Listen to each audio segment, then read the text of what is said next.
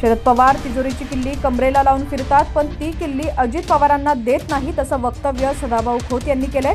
माढा लोकसभा मतदारसंघातले महायुतीचे उमेदवार रणजितसिंह नाईक निंबाळकर यांच्या प्रचार सभेत सदाभाऊ खोत बोलत होते।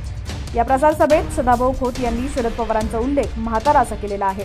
सदाभाऊ खोत म्हणाले, बाप मुलगा कर्तबगार झाला की त्याच्या हातात परपंच देतो आणि गप्प बसतो, पण हा म्हातारा लय खडूस आहे, तिजोरीची किल्ली कमरेला लावून हिंडतोय।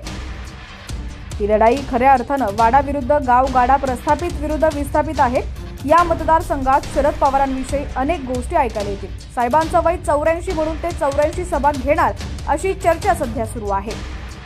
या वयात देखील आमच्या सारख्यांना संधी दिली जात नाही अशी खंत देखील सदाभाऊ खोत यांनी व्यक्त केलेली आहे। काय म्हणाले सदाभाऊ खोत पाहूयात। आणि म्हणून मी नेहमी म्हणतो, ही लढाई वाडा विरुद्ध गावगाडा आहे, ही लढाई प्रस्थापित विरुद्ध विस्थापित यांची लढाई आहे।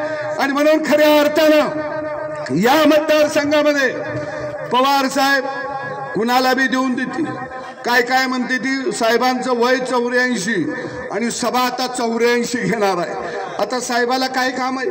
काय मसरं राखायची आहेत, काय पाणी पाजायचं, शोच धंदा करायचा। पण साहेबाला मानावं लागेल, ह्या वयात बी आमच्या सारख्याला चान्स देण्यात आलाय। ह्या वयात अहो बाप पोरग कर्तबगार झालं की प्रपंच त्याच्या हातात देतं आणि का बसतं का नाही। पण हे म्हातार खडूस आहे, तिजोरीची किल्ली कमरेला लावून हिंडतया। अजित दादा किल्लीकडे बघून बघून म्हातार झालं। अजित दादाच्या लक्षात आलं हे म्हातार किल्ली देत कमराची काढत नाही, म्हणून दादा आता किल्लीला लोंबकाळत म्हणताय, किल्ली तोडल्याशिवाय थांबणार नाही, कारण आता हे भात झालं। अरे आम्हाला मी प्रपंच करून काय म्हातारा झाले प्रपंच करायचा का? आणि म्हणून दादा सुद्धा मोठ्या ताकदीनं खऱ्या अर्थानं विकासासाठी हे भारतीय जनता पक्षाबरोबर आले।